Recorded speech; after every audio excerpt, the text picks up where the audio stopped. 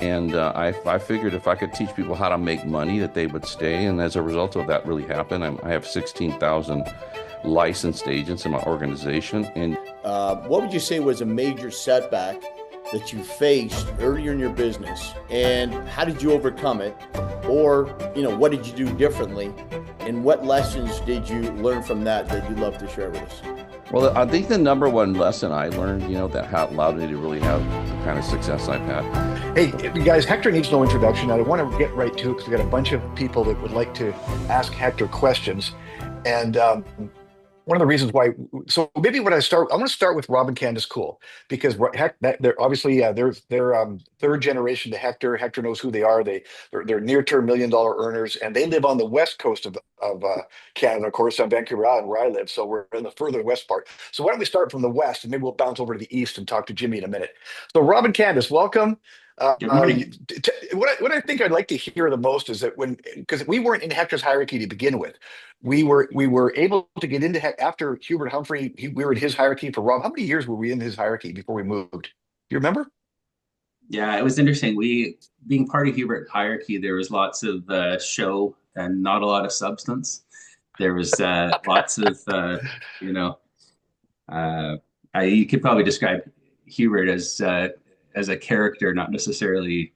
Well, I mean, Hector came along. Hector wasn't a character, but Hector had character, and I think that resonated with a lot of people, especially in Canada. It was kind of how we roll, right? So a little understated, a little more about getting down to business, and then the big thing, obviously, that has affected, I think, everybody on the call and I guess everybody in the company, is that what Hector was really great at is he took the teaching of Tom Hopkins primarily, and then really Primerica it and brought it to everybody so that we could internalize it, and it came out so we could all close business and make more money. And obviously people have had varying degrees of success with that over the years, but that was really the big fundamental shift. So I mean, thank you, Hector, and that you really caused us all to have really better lives because our businesses were better. And the second part to that was, if you think about how Hubert kind of rolled, it was all spend, no save, right? Spend, in all the way into bankruptcy. And then, but you're like, you'll drive an older car, you live in a tract home till it was paid off. And you said, save your money, get financial independence so that, you don't need Primerica. And I mean, not everybody heeds that advice, and maybe you heed that advice at different parts in your life, but we are financially independent now, and we do owe a lot of that thinking, the way that you taught that thinking and got us more focused on getting debt-free and financial independent. And I still drive a 2007 automobile, and I don't care because, it doesn't matter. So it's probably time to buy a new one. You still driving Audi, Hector? What's that? Are you still driving an Audi? I have, I have an Audi SQ7. It's a. See, I was driving Audi back when you were probably still selling Meadow Fresh, but anyway. Anyway, I'll leave it at that. So not to take up everybody's time. I just wanted to just. Yeah, by the way, I also have Bentley, so just nice. Well, your income is slightly higher now than it was back then. Now, I would just to add to that, Hector, one of the things that Rob and I have always appreciated about you is the fact that you always put your family first. You were very clear on why you were here at Primerica. You never kept that secret from us at all, and you just really made a point of letting us know what the priorities should be. And not that that's necessarily different from Primerica's priorities or even how Art started the business, but not everybody carries that through, right? And you really did. And we've always appreciated the way that you've respected us personally. You respect how we do our business. You might not always agree with it, but you still respect it. And that says a lot, right? It says a lot about your character and just the way that you always treated Jan like she was a precious jewel and showed us how to live right in your marriage, and to just be an awesome father, and the way that you exemplified that. Anyway, Thank you, thank you. Candace. Good to see you. Good to see you, Robin, Candace. Good to see you. You Good to know, see you too. and Hector, what we have, thank you guys, Rob and Candace, for opening. It's always hard to open, I think, but we have more people on this call than we normally get for all our 8 rooms combined, Hector. So, and I understand from the chat that there's a lot of new people that may not even know who you are. So I thought you want to give your 5-minute personal story, and then we'll get Jimmy Bone to ask you some questions. Yeah, sure, sure. Well, this is my 40th year in Primerica. I started when I was 26, turning 27. So I've been at this for a very, very long time. I have a pretty humble background. I grew up the fifth of 7 children in a 1,000 square foot home with 9 people in it. So we didn't have much. It was pretty crowded. I never really thought about it growing up, but when I look back and I go by my parents' old home that they had, it's pretty amazing. My life has changed dramatically because of Primerica. I think, I mean, I'd really like to just share for so that kind of, I was very shy, growing up. I was an introvert, I'm still an introvert, but not like I used to be. But I was, uh, I was kind of shy and didn't have a lot of confidence. And I listened to how to Master the Art of Selling Anything. It's a 12 audio program with Tom Hopkins, a sales program. So I listened to that program for a couple hours a day, at least 5 days a week for 3 straight years in my car, driving to and from work. I didn't ever listen to music. I only listened to that. And I got to the point where my sales skills got so good that I got confident. I got really confident. And my closing ratio went through the roof, and the best part of it, I got really really good at teaching it and getting other people to do what I did. And so as a result of that, we have produced a lot of very high income people in our organization. Barry's one of them, and so is Rob and Candace, doing really well. We have a lot of people making a lot of money. My thing was always uh, I wanted to teach. The only reason I got something wrong with my eye here. I'm sorry. The only It's okay. reason for the only reason people leave primarily is because they don't make money.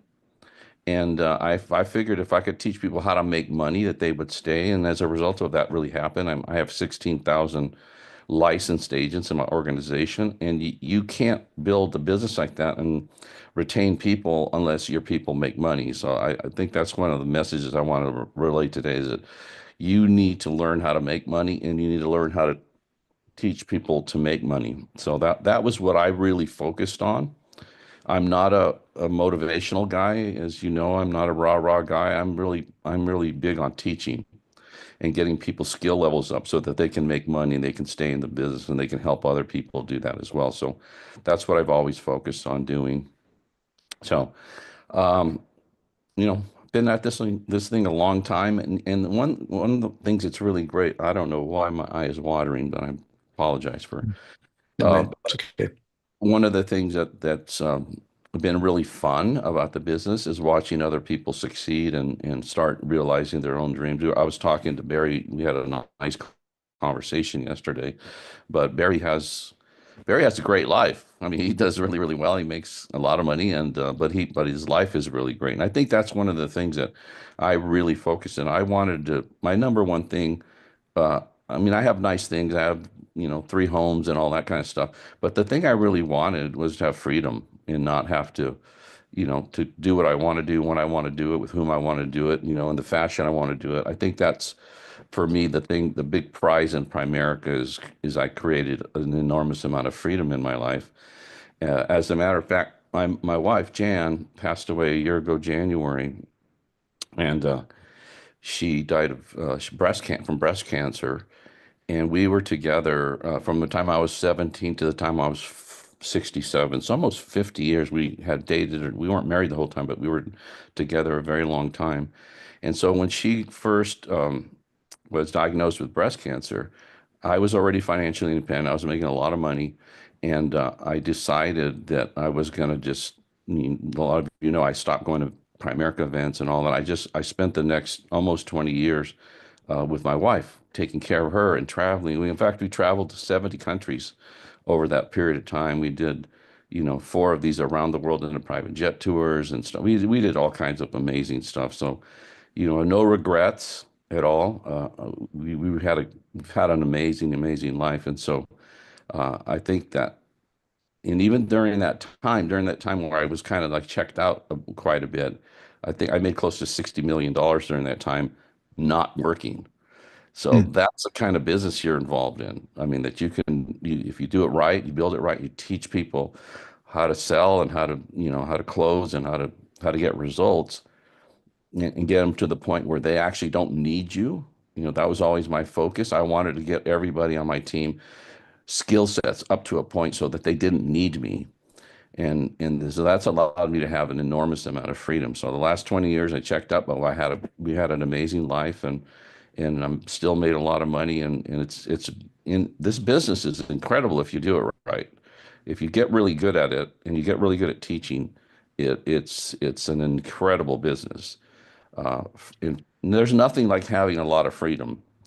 That's amazing. And now I live in Cabo San Lucas, Mexico, about half the year, and the other half in Newport Beach.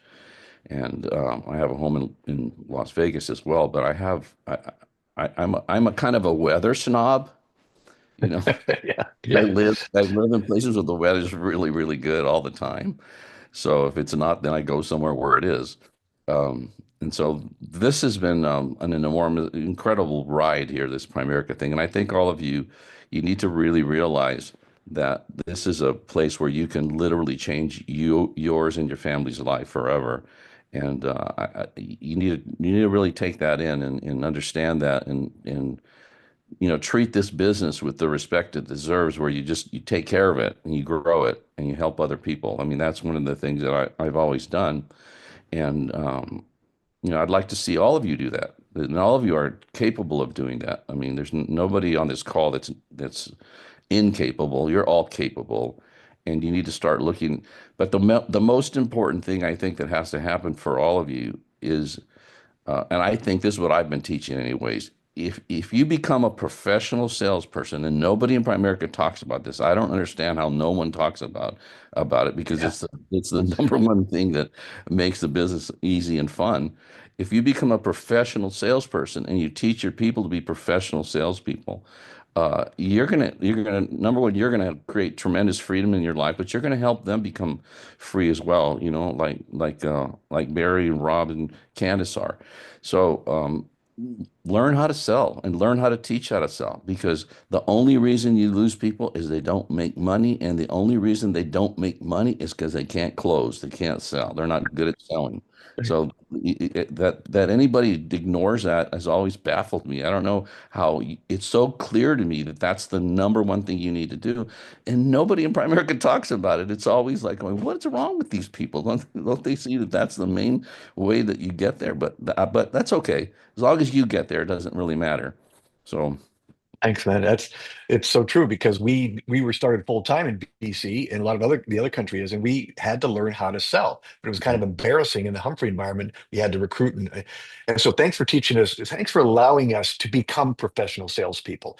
One of the guys I want to hear from next to ask you some questions is I want to go across the country, do some million-dollar earners. So Rob and Candace are on the west coast of Canada, the Hawaii of Canada. Now we're going to right. go to Ontario. Okay, Ontario, which with our great multi-million-dollar earner, a good friend of mine, Jim Bone. Jimmy, do you want to come on the board and ask Hector some questions, buddy? Yeah, absolutely. Hey, Jim, how are Morning. you, buddy? It's good, Hector. How you doing? Great, great. Good. Excellent. Very great job hosting, and same with Brad and the whole team running this to serve all of Canada. I just think it's incredible. Just really unifies everybody, giving spirit. I know you're going to probably hear from Arlie. It's amazing, how much unity we've got right now in the country. So, hey, Hector, I was thinking, I got two questions for you, and because the training goes quickly, I want to get right to the questions, and I know everybody wants, where we're at, and before I do that, I remember, I flew to California back in 1993. Barry, actually, we were on a mutual fund incentive trip, and I don't know if you remember. Right, right. I do remember that. Yeah. And we're supposed to be in McKenzie meetings, and I'm this close to Hector's office. I ain't going to no McKenzie meetings. So anyways, let's go over this training, and Hector, you had the big overhead projector, which I know the millennials go, what's an overhead projector? And you had TVs going. So, I was in the front row. We got there first, and you had probably about 80 people in the meeting. And I remember, you said, take this and go photocopy it. So I went to the local, I think it was Staples. I can't remember. It was near your office. Yeah. And I talked to the cashier and I said, have you heard of Hector LaMarque? She goes, oh yeah, he tried to recruit me. And I go, you didn't join? Like, what's wrong with you? I mean, doesn't anybody say no to, I mean, how can anybody say no to Hector, right? Anyways, it's two questions I got for you.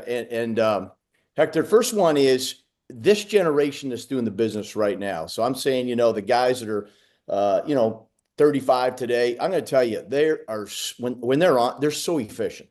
We know what took us 90 days to do, they can do in 30 days.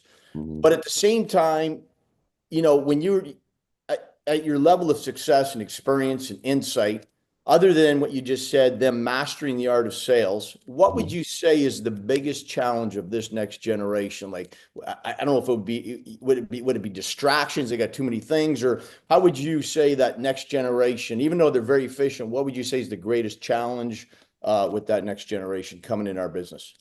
Yeah, there are a lot of distractions. I mean, there's so many things to be distracted by. And I have a saying that distraction leads to your economic destruction. So you can't, you cannot get distracted and then become super successful. You have to learn how to stay really focused on what it is you're doing. And I think the other thing that most people that I've noticed is even people they start doing well, they don't continue to do the things they did to start doing well. And they get distracted. They go off on a tangent or something. I think one of the things that's really important is you can't get bored doing the fundamental things that allow you to be successful. So if you take your income from 0 to 100,000, so you can't stop doing what you did to get to 100 because those are the things that are going to allow you to get to 200 or 300 or 4 or 500,000. So, and I think for me, one of the reasons I've had a lot of success is I never got distracted doing all the fundamental things that allowed me to have various levels of success. I kept doing them.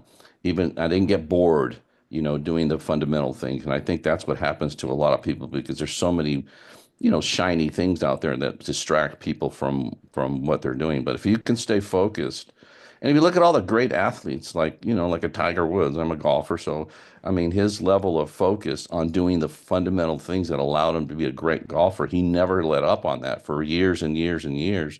And now he's a billionaire, right? So that's in every field that's similar, for you guys, Gretzky. I mean, look how great was he, right?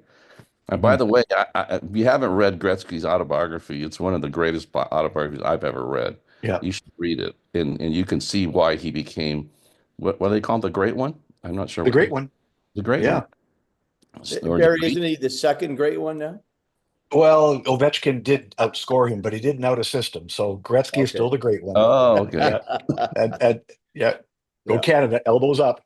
That's it. Okay, Jimmy. Any other questions there, Jimmy? Yeah, That was a I great got question. one more. Hector, Yeah, go ahead, buddy. sometimes what we do is, we see people like yourself, successful, multi-million-dollar earner, and we think, man, did they ever have a setback? Did they ever have a challenge on the business front? We know personal front, you had a challenge. Yeah. But what would you say is, with an audience like us, we get different, obviously, levels of income here that are listening to you this morning. What would you say was a major setback that you faced earlier in your business, and how did you overcome it? Or, what did you do differently? And what lessons did you learn from that you'd love to share with us? Well, I think the number one lesson I learned, that allowed me to really have the kind of success I've had. The first 3 years I was in the business, I was trying to help everyone be successful. I thought I could help everybody be successful. You know what I figured out after 3 years of getting frustrated? I figured out that most people just aren't very motivated. They just aren't. And that's the fact. I mean, so when you have however number of people, not everyone's motivated. In fact, most people are not motivated. And so after that first 3 years, I made a decision because I was working with these people that weren't doing what I was asking them to do, weren't following my instruction. And so I just said, you know what, I'm not going to work with anybody who's not motivated anymore. I'm just simply not going to do it. And I stopped working with unmotivated people, and I only spent my energy on the motivated ones. And when I did that, all of a sudden I was almost at 100 grand. I went from that to 400 grand to 855 grand to a million to 2 to 3 million. And the number one reason that I think that I've had the kind of success is I only work with motivated people. I don't spend any energy on the unmotivated. If they're not listening to me and doing what I'm asking them to do, I'm nice to them. Hi, how are you? Hi, John. Hi, Mary. How's your family? But I don't spend any energy on anyone who's not motivated. I spent all my energy on the ones that were, and that's what catapulted my business and my income. And the other thing that it's done is it's allowed me to continue to work and not get tired. I'm not tired. I don't get frustrated with people because I don't work with people that make me frustrated, which is the non-motivated ones and only the motivated. And so that to me, if I look back on my career, what was the thing that allowed me to have the success I've had is that focus, only working with motivated people. And so some people say, I want to help everybody. Well, you can't help everybody. It's kind of like trying to help an alcoholic who doesn't want to stop drinking. Well, what are you going to do for them? Nothing. You can't help them. But if they're motivated, then maybe you can, right? So that's true in Primerica.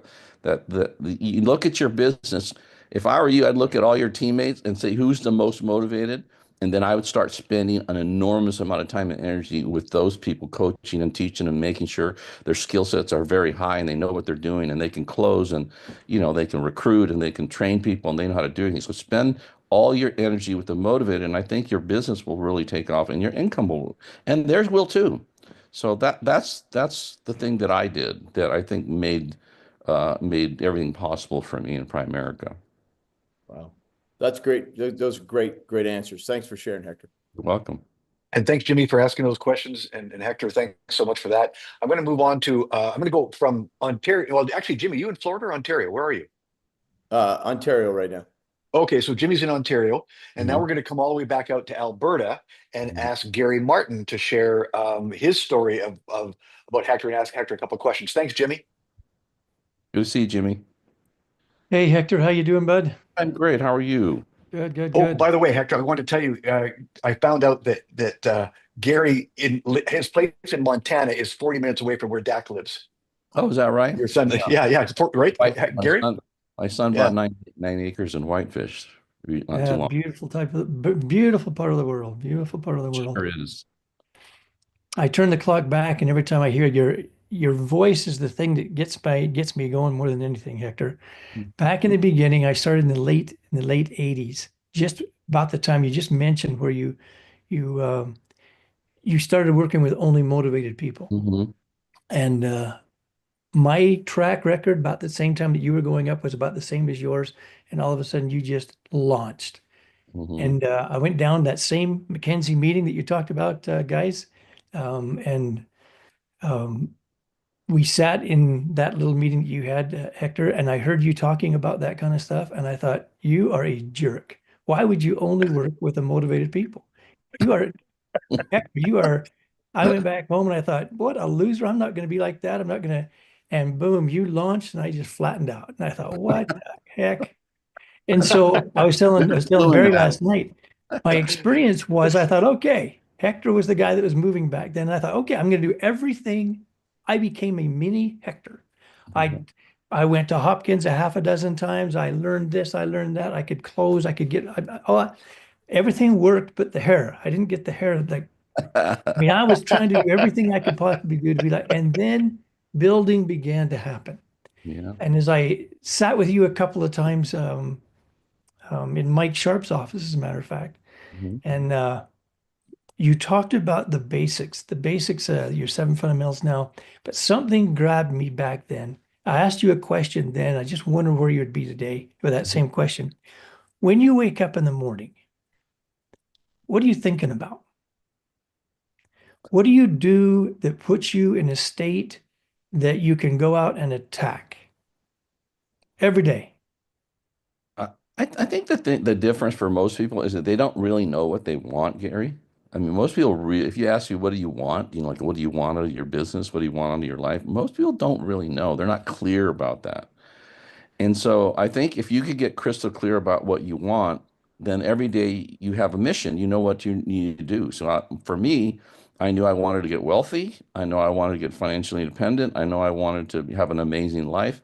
And I knew the only way to get there in Primerica is you got to get wide, you got to build a big base shop, and you got to teach people how to be pros at the kitchen table. And so then what my focus was all the time was just to do that. I got wide.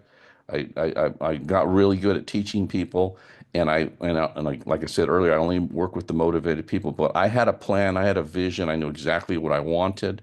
It was crystal clear about that. I didn't let anything get in the way. I never got distracted, you know. And so I think you need to figure out, what do you want? Exactly what do you want?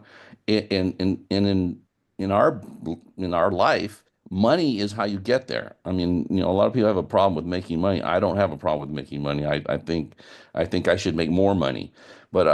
So I think you need to get to the point where you know what do you want exactly. Be crystal clear about that, and then have a plan to go get that. And you know what it takes here. You got to build a big base. You got to teach people how to be professional salespeople. You got to make money. The only way you're going to build something and retain people is if you teach them how to close. Teach them how to sell. If they can't close, it's not a matter if they're going to quit. It's a matter of when they're going to quit. So Hmm. that's what I would focus on if I were all you guys. Is, become a pro. I have a saying: pros get paid, amateurs get exercise. Right? And Yeah, that's true in everything. Back that's in that great. day that Thank I you. sat there in front of you, you said, the odds are, Gary, you're not going to make it. I thought, but he was right. Did I Those say are that? the odds. And Yeah. I had to spend every waking moment trying to defy those odds. Oh, And good. that's the advice that you gave me.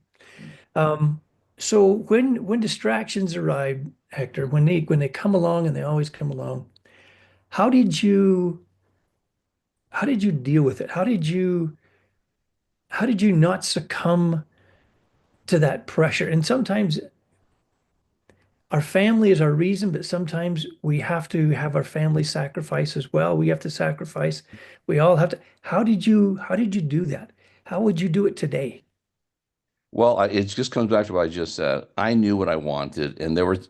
I used to say, the only way you're going to get me distracted from me getting where I want to go to becoming wealthy and building a great business is you're going to have to hit me across the head with a 2x4. Otherwise, there's no chance that you're going to get me distracted to get off track and to follow the masses that usually quit or give up or let up. I just wasn't going to let that happen. I mean, and so that was a decision. I think you have to make that decision. You're going to have distractions. You're going to have issues. You're going to have challenges. You're going to have family issues and business issues. Everybody has them. Nobody's immune from that. So what you've got to do is you got to decide in advance. I'm not going to let any of that stuff get me off track. I'm just not going to. And you got to keep going forward and pushing, even if it's tough, or even if your attitude's a little off, or things aren't going exactly how you want. You can't let that stop you from moving towards what you want. But you got to get crystal clear about what it is you want, and then have a game plan, and then implement that plan, and don't let up on that plan until you achieve what it is you want to have happen in your life. That's how I did it. Love it, love it, love it. One last question. Mhm. What did your routine look like in the morning? So you would get up. What time would you get up? What would you do? When would you be at the office? What did it look like at the office? What did your routine look like? Well, like for me, because I was working like a crazy person and gone a lot at night and stuff, my first thing I did is I took my kids to school and I spent time with them in the morning. I did that. I did that every day. I made sure that I took them to school and I talked to them and I, spent some time, energy with them. And then also what I did in the afternoon, uh, I'd pick them up from school and I'd take them to get a bite to eat, or sometimes I would take them to a movie in the middle of the day, or so I'd do stuff like that. And then at 5 o'clock I was gone on. I was going on appointments and training people and all that sort of thing. So I think what I did is I made my family was always, even though I wouldn't spend as much time as I probably wanted to at that time, I made my family, my kids and my family a priority. So I I don't know if that answers your question, but that's basically what I did. So I hear a lot of your training then was probably done in the field with guys field training. Yes, absolutely. And the other train, I did my other training on Monday mornings. I did a managers meeting for the full timer people. And that was more talking about your mentality and being, being mentally tough and that sort of thing. I talked a lot about that. And then I did the other training on Saturday mornings from 9 to 12. We used to do all the fundamentals training. And then I would have from time to time, usually once a month, I'd have a kind of a closing meeting, like where on a Friday night, maybe I'd have everybody who's committed come in Friday at 7 o'clock, and we're going to do 2 hours, and I would teach them how to sell, how to close, how to get results. And so my thing was always, my closing ratio was very high. It was 80+%. If I sat down with a qualified client, it was pretty much a done deal. I knew I was going to close them, and if I could recruit them, I would recruit them. But I think that you need to have a plan like that. So to get those results and help people become successful and the other thing is I think what I did is I wanted all my teammates to emulate me. So I made sure I was the perfect example, and I personally did all the things that I expected them to do. And so I had a high closing ratio. It was not unusual for me to close 10 or 15 or 20 or 25 sales in a month and recruit, 4, 5, 6, 7, 8 people. And that's what I did. And so I taught people how I did that. That's what I did. I talked to them exactly the things I did to get those kinds of results. And so the motivated people, they followed what I was teaching them. And that's why we've done the kind of business and built the business that we have today. And that toughness that you had was so attractive to anybody who wants to go. It's just like a magnet. And so thank you for all you've done and for putting that out to everybody throughout the years. You're the ultimate leader, my friend. Amazing. Thank you. Yeah. Thank you. I appreciate Thank you, that. Gary. Wonderful. So like I mentioned to Hector last night or yesterday when we were talking, Gary's in Alberta, which is I call it like the Texas or Nevada of That's Canada. where the BC, oil is, right? that's where the oil is. Yeah, oil, that's right? right. Yeah, exactly. Yeah. And that's where Marcus and the Popic started as well. But anyway, and then BC's kind of like California. We talked about all that kind of stuff. But anyway, our next guest is Kelly and Lee Kirkpatrick, who live in Saskatoon, Saskatchewan, which is next to Alberta. And that's kind of like the Midwest in the U.S. But they're part of the code number that you helped me buy back 25 years ago. When I was asking Hector, should I buy another code number? And Hector was a great mentor to me on that. So Kelly, the number one earner in Saskatchewan, Byron Chatfield, is at Mary Arizons in California. So Kelly and Lee are the number two with over 800,000 because their mom and dad just retired. Kelly and Lee now have to take over that business, and the combined income for them is 800,000. So Kelly's a near-term $1 million earner too. And I wouldn't know Kelly if you hadn't helped me buy that code number CA155, Hector. So thank you for that, Kelly. It's over to you. Over to you, Kelly. Awesome. Hi, Thanks so much. By the way, she's Hector. also Francis Averett. Women in Primerica. She's just kick-ass. Okay, go ahead, Kelly. I'm going to brag on you a little bit. We got to wrap up, Barry. Okay, all right. I'm super honored to be able to chat with you today, Hector. When I first started in the business, Barry ran an incentive. You just bought our hierarchy, and you had come out to Richmond, BC to do an event. I think it was 99 or 2000. So it was my first business trip, and I earned the right to have lunch with you. So I was very excited to have lunch with you until I showed up and there was 100 other people there. So I actually get a chance to talk to you. So I'm so excited to do that today. But thanks so much for all your coaching and mentorship over the years. I know you took a step back to take care of Jan and enjoy life, but you were never gone. We've all had all your trainings and systems and processes that you left for us to learn the fundamentals. So we love having you back involved and being able to ask questions to you. So one of the things that, in sharing the fundamentals has been pivotal, such a powerful, just practical training for people to get the fundamentals in business. And we know in this business, a lot of people spend a lot of time recruiting, field training, and we bring in a lot of people, but the nature of the game is that a lot of people don't stick around. It's a numbers business, and we know that. But the field trainers and the RVPs and the people that do stick around end up building quite a significant client base over the years that need to be serviced, right? Especially important in a securities business where we do a lot of investments involved with the insurance and such. So do you have any advice or what systems that you had built to follow up with these clients or take care of these clients? Because it does become a little overwhelming for the people that stick to be able to service clients and keep building new ones. What would you suggest or would you do for that? Well, I actually didn't. I didn't really have a system for that. My thing was always recruiting and training and developing people. That's all I ever focused on doing, So I honestly, I honestly didn't have a lot of securities clients. We didn't do a lot of securities back then. I do a lot now. I make a lot, I make a million, one or two in securities now every year. But I didn't have that back then. My thing was always building a team. I knew kind of like if you think about Starbucks, you got to have Starbucks up there, right? Everybody, it's everywhere.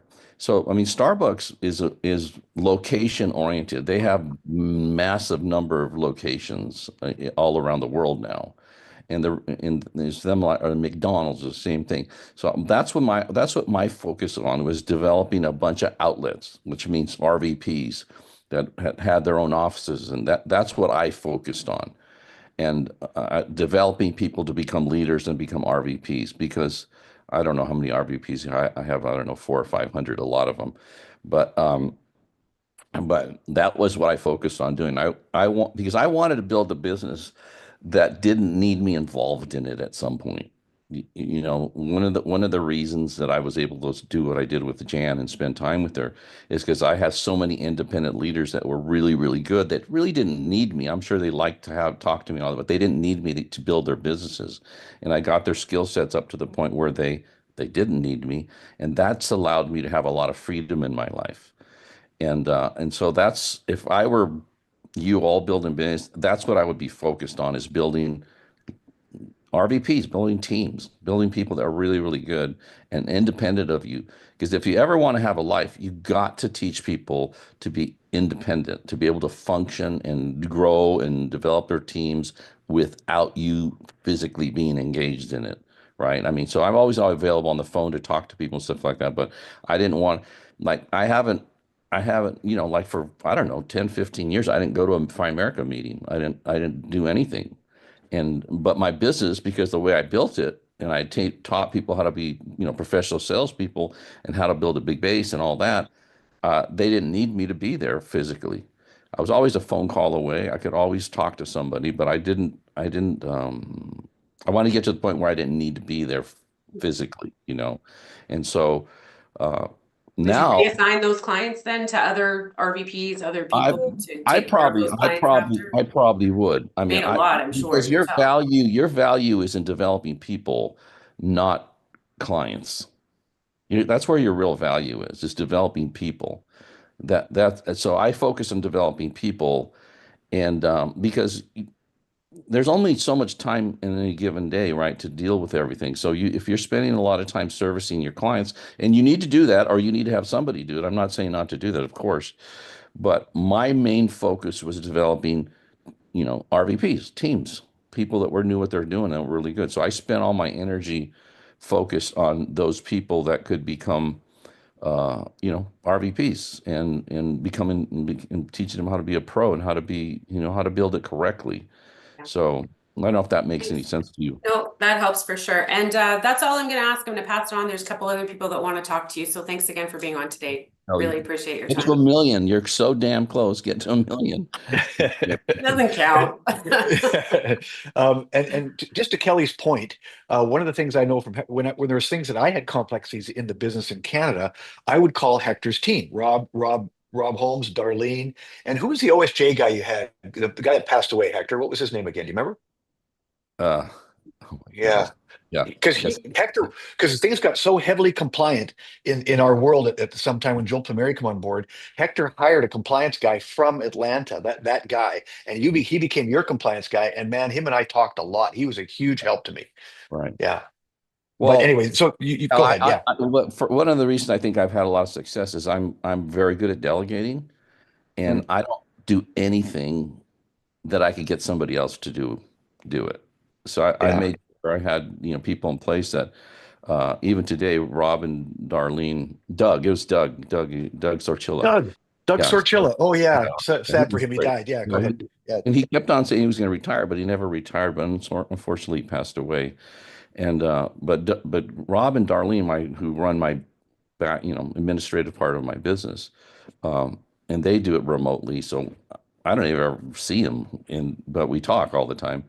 And they do such a great job of taking care of my business and stuff that uh, it's been it's been a godsend to have them. Having good people in place that can take care of stuff that allows you the freedom, because your real value is in building a team, finding good people, training them and developing them. That's where the money's at. I make the kind of money I make because I have a bunch of people that are really good that I've developed, not because I'm not out. I haven't sold a thing personally in like 30 years. So, but I've taught tons of people how to sell and how to become, a leader and how to be great at the business. So I spend all my energy on developing people. And I think that's, if you're going to build something big, that's what you have to do, is develop people. Yeah. And there's so many questions coming in, which we won't be able to get to them all. But I want to get to our next speaker as well, because Arlie kind of is all over the place. He's got his son taking care of his, Canadian business, Brent in Richmond, where you came to talk, and in Eldon's in Washington State, I think, taking care of the American side. Arlie's got one of the biggest hierarchies, one of the top earners in the company. So please welcome Arlie Larson to the chat. Hey, Arlie. How are you, brother? Hector, I Good to love see you. listening to you. I could listen to you all day. I don't know why I would do any talking, but um, I listened to Art Williams a lot when I got started, Yeah. and then we got your training systems. We listened to you, and I think one of the things that I always watched was your fundamentals. Learn to be a pro, learn to sell, and then learn how to build a hierarchy. Hmm. It's not so much what we do to build a hierarchy, it's the fact that we're in the people business. Hmm. And, I think in the early days when we're out trying to make a living, we hate the fact we have to make appointments. We hate the fact we're always out in the field. And you learn to love that after a while. You learn to love, giving freedom to people. But we always built our organization, and I know you've got 16,000 reps. I have 1,600. So I'm about 10% of the size you are. Hmm. We have 169 RVPs, and that's the number I look at. I look Hmm. at the number of licenses, the number of RVPs, and whether it's growing. And I do a 1 hour meeting every Monday with our people yet. But we have a great life and we're free. And I love what you talk about that. But you also at many times have said you got out of the field too early. Yeah, I did. Maybe just talk a little bit about that. A lot of our people are still in the field. They have to be. And I'm still in the field. I mean, because I have some great friends that have been with me 30, 40 years that are worth multi-millions because of us helping them. Yeah. And I love people and I love their kids and I'm just a part of their family. And so I just look after them. But talk a little bit about that, because I think the struggle for the newest person here is they're not making enough money. They're thinking about quitting. And some people, when they're not making enough money, I say, go get a job and hate the job enough that you'll actually go to work at Primerica. And I've coached a lot of people to go get a job. And Yeah. people say, are you an idiot? No, because I promote my RVPs by income mostly, and by the fact they could build a base shop and be independent. That's how we promoted our RVPs. And so talk a little bit about that. Well, I think the reason that, I'm going to repeat myself, but I say this all the time. The reason people leave is because they can't close. And because they can't close, they don't make any money. And because they don't make any money, they quit. That's period. It's not a complicated business. So the reason I think I've had the success I've had is I always taught people how to sell, how to close, how to get results. And so my focus is always, if a person was thinking about quitting, then they're still willing to do work. I would make sure they learned how to close, because that's how you retain people. They make money, they stay. They don't make money, they leave. So if your team has a revolving door, I guarantee it, they're not very good at closing. So they don't make money and they quit. So nobody quits that makes money. I mean, Arlie, you've made millions here. And there's no way we couldn't ever get you to quit, right? Not likely. So, and the reason is because you make too much damn money, right? My thing was, if I could teach you how to make a lot of money, I'm locking you in. That's how I locked everybody in. I Yep. got their skill set so high that they made money and they just can't quit. Because if they're making a $50,000 a year at a job or something, or even 100, and now I have them making a $500,000 or $1 million, where are they going to go? That's great. Yeah. Even if they don't like me, they can't quit. Okay. So that to me was always the number one thing I focused on is I need to get people making money. And I would tell people that, look, I'm going to teach you how to make money. And if you listen to me, you follow me, you follow my instruction, you follow, my example and exactly what I'm doing, and you start making money, you're going to stay in the business. You're going to have an amazing life and career. But if you don't do the work to do that, then you're going to be gone. It's not a matter of when you're going to quit. It's just, it's not a matter of if you're going to quit, it's when you're going to quit. So my thing was always making sure, and I know I'm repeating myself a lot because this is a clue. If you had like 10, 50, 100, 200, 300 people that could close like you can close, what would your business look like? Okay. And everybody knows, you're making a fortune. So why would you be spending any time doing anything but teaching people to do what you do and how you did it? I don't understand what could you be doing that would be more important than teaching them and transferring your skill and your knowledge to those people. That's what all your energy should be expended on. And if you do that, they're going to make a bunch of money. They're going to be locked in. You don't have to babysit them, and you can have time and have a life. And if you ever want to have a life in Primerica, you got to have a lot of super, highly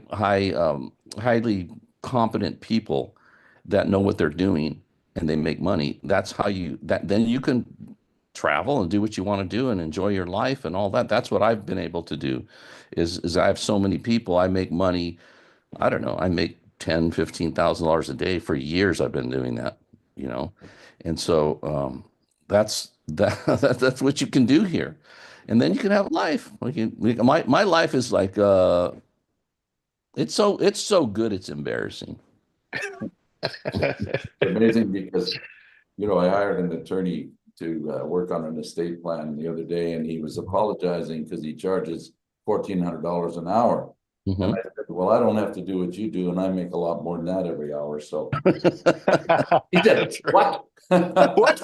I wouldn't do what he did. I wouldn't do what he does, and that's why I hired him. If I Yeah. did what he did, I wouldn't have to hire him. Exactly. But no, I agree 100% with everything, and I watched your tapes, and I think, when we talk about you work with motivated people, I've looked at people, if they're making money, they're motivated, or they're just lucky, and we know that's not going to go on, and so we got to help them with their skill set. Yeah. But at the end of the day, working with the motivated people, I even go on here, most times I'm on a webinar, I look up my people that are still in my base, I want to kick them out to RVPs, and I see if they're on here. They know this meeting's going on. Are they on here? Have they sacrificed an hour of their time on a Saturday morning like we did? And the other thing I want to mention to you, Hector, is that you never got too big. Your head never got too big for your hat. You never, ever got above being nice to everybody. Right. And you didn't override me, but you would take time to visit, and we would visit with you and Jan, and you were so inspirational. And I think that's one thing we want to remember is we want to give back, and you're giving back, and we love having you back.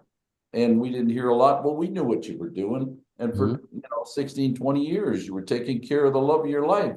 Yes, absolutely. Unbelievable moral issues, stable example for us like you wouldn't believe. So you never have to apologize for not being here. We know, and you built such an incredible business. We all wish we could just emulate and copy. So to me, I just want to, I couldn't thank you enough. And I have one more question.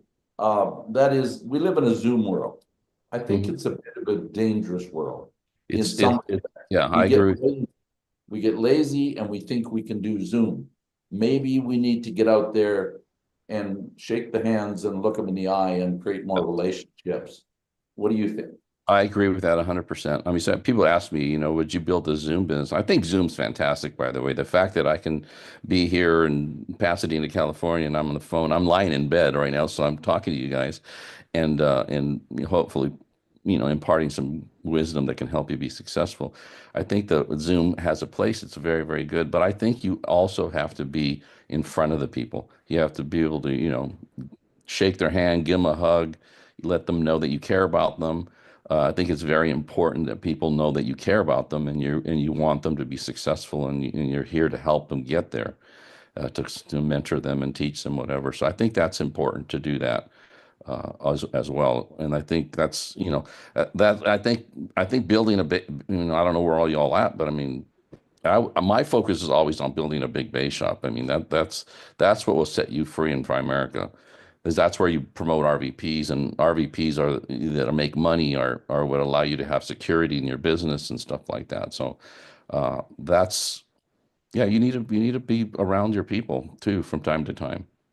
And just in closing out, today it's so easy to make money in securities that a lot of times people forget they got to teach people how to really market and build RVPs, because that's the freedom. A book of business is going to give you some cash flow and some freedom, but you got to service those clients or pay people to do that. And, we want to build a business of books where we don't have to have that responsibility. And so naturally, the securities part of the business has been huge. Yeah, sure. And it's just really become a part. Like you said, you earn $1 million on a securities business now that you didn't really build, but the people that are good at selling built that business. Yeah, exactly right. Yeah, I was never personally great at selling securities. I was just great at recruiting and developing people. And so, yeah, I don't know, like see some of the, like you kind of, transactions you guys do securities wise. I never did that, but I train people to be professional salespeople who have done that in my business. And I override that. And, I don't know how much I have under assets under management, $4 or $5 billion, something like that. It's a pretty big number. And I think I can get my securities income to 2 million, and that's kind of a goal of mine. It'll happen, and we built it basically by using the FIN number to get the future pulling. And the number, people can't get over their problem unless it takes 10 or 20 years. Once you get them hooked, they just do. And it's like getting an RVP independent. You got the client independent. They're calling you saying, "Hey, I got some more money. I got to get it in there." Or they're turning you on to other people that they love and care about. Yep. Anyway, I'll turn it back to you, Barry. I think I've used up enough of your time, and I could visit all day with you, and hopefully. So good to see you, Arlie. I'm so happy that you're doing so well. Oh, hey, great to see you, man. We're just like family. It's wonderful. It's just We've been like, friends for like decades. It's a long decades. It's been 4 decades. Well, I didn't know Hector joined 40 years ago. I joined 39 years ago. Arlie joined 37 years ago, I think. Arlie, something like that. Yeah. So we've known each other for decades, just like, and hey, awesome. we got one last speaker to ask you questions. This is kind of a surprise, Hector, because I didn't tell you he was going to be on, but this gentleman I met at your function. Okay. He is a multi-million dollar earner that, like a lot of other people, came from his New York hierarchy or his Florida hierarchy to California to listen. And him and I became friends. He's not a Canadian, but he did come to Vancouver and Victoria, and him and his son and I flew in my little airplane all over the place, give him a sightseeing tour. We are welcoming the last person to ask you questions, the fabulous Keith Otto. Hey, brother. How are you? My friend, what's happening? I remember when you came out to see me in Palm Springs. You bet your ass. It cost me $3,500, and I could have done this for free. So I want a reimbursement back from Joe Primera there. Italian son of a gun. Hey, I'm actually at MIT. I just got here, checked in. I'm speaking at MIT this weekend. But Barry is a great friend of ours for years. And actually, it's Barry's fault I own a plane right now, you son of a gun. But just give me a little taste of flying a little private plane. I fly now. But anyway, I wanted to hop on here. I don't want to ask you a lot of questions because I've already asked you a lot of questions. But what I want to do is I want to tell you how it impacted us big time. And we've been very fortunate. When I flew out there, first of all, Hector, what you've done for us and a lot of people in the company, when I joined A.L. Williams, no one accused of us as a company of being professional. No one accused us as running a business. No one accused us as being trained the trainers and running a distribution system. It was kind of it wasn't like this with everybody, but the mentality for a lot of people was, it was kind of, you throw the stuff against the wall, some of it sticks, whatever doesn't. Yeah. And it was almost kind of that East Coast, West Coast mentality, not Tupac and Biggie, but almost like the East Coast, West Coast mentality was the West Coast, and everybody's perception was they're a bunch of sales guys. They don't recruit anybody. The guys on the East Coast are a bunch of recruiters. They don't sell anybody. So, I came from the Safford, Enser, Schechter hierarchy. And so I was starving for information. I was starving to kind of emulate somebody. So when I heard you speak and I watched how you were, I said, man, I don't just want this guy's business. I want this guy's lifestyle. I want his life, and everything about you. You put class into it, And so there came a point where we were able to donate or bid on an opportunity to spend a weekend with Hector and Jan LaMarque. And you guys were a class ass couple, and my wife loved her, right? So Scott Fletcher and I paid a bunch of money and donated money to fly out to one of your retreats. And then I stayed at your house in the desert. My mom was living out there, so it worked out cool. And then we played a little golf. But I went to your event, and I used to listen to your cassette tapes in the car driving around when I was still a plumber full time, doing A.L. Williams part-time, trying to make extra income. I made $150,000 my fourth year part-time because I was able to close. I was able to sell. It wasn't because I picked up hiring packs back then. We call them IBAs now. Yeah. And so, but I was kind of creating my own little sales. I wasn't building a team. I wasn't duplicating myself. So you said a lot of stuff that helped me. But one thing is, I started self-improving because I listened to your cassette tapes. And I think about the terminology and the technology today that I'm not a Zoom guy. Like I'm doing Zoom right now, and I Zoom in for people out of state. But Florida shut down for 1 week during COVID. We didn't get COVID in Florida, if you look at the statistics, but we did. But we really shut down for about a week. But we do live meetings because I think that's important. But the technology that we have today, where we could get on and get the information. I used to think about it. We flew out there and spent $3,500 to come to your retreat so I could grab an hour with you at lunch at Capitol or California Pizza Kitchen, whatever it was in Palm Desert. But I asked you a bunch of questions that day. And the first question you said to me is, well, where was your income? My income was about $200,000 at the time.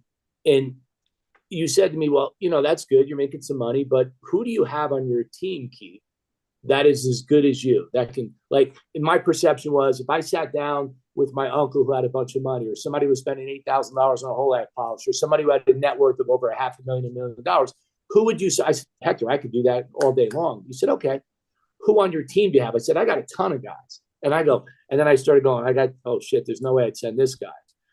There's no way I'd send her. And I started sitting there, and as I'm going through the list, it got blatantly obvious that I didn't have anybody. And you said, why? And you said, Keith, you can close. It's a personality driven versus system driven. You kind of gave me that example. And you gave the analogy, which I never forgot, about a magic show. And you said, you get up there and all of a sudden you're training these people. You walk out and they're handing your checks for Primerica Life. They're handing you checks for this. But you're Milico back in the day, but you're not duplicating yourself. And one of the things that I see a lot of people in the business back then, they ran very dependent teams. Yeah. And everything depended on the leader. That's why I think sometimes when a leader leaves the company, people, they panic. Well, why would it matter, right? Because if you're building independent people. So for the first time, I witnessed the focus of why you want to build independent, have the end in mind. And then I saw that. And then the also side is, I said, I went out there, what blew me away when I met Barry out there was, I thought, and I said this kidding around, I thought there'd be you, the Youngers, Susie, and a few people sitting around reading Tom Hopkins books or some bullshit, right? And then what I realized was, and I said to you, what blew me away is the amount of people you had at your retreat. And then the Youngers did their own retreat. Susie did his own retreat. You had those guys, and it was tons of people there. And then you looked at me when I was playing golf and you said, well, somebody friggin' recruited somebody, right? And then what I realized was by watching you that recruiting is a sales process. Right. So if you're not going to get good at sales and overcoming objections, so we listened to that over and over and over again, but it really, it gave me confidence because you had confidence. I think confidence in anything in life is attractive, and we're in a people attraction business. Right. And what I got from that is if I get more confident, then I'm going to get more confident. And if I get more confident, I'm going to have people that follow us. And we were doing okay. And we went back and we implemented all that stuff. And all of a sudden we went 2, 3, 4, 5, 6, 7. And when Joe Enser approached me about buying his business, at first I was not interested, which was my upline. Mhm. And I ended up by buying that business, but I wouldn't have bought that business. So he wouldn't approach me about buying his business if we didn't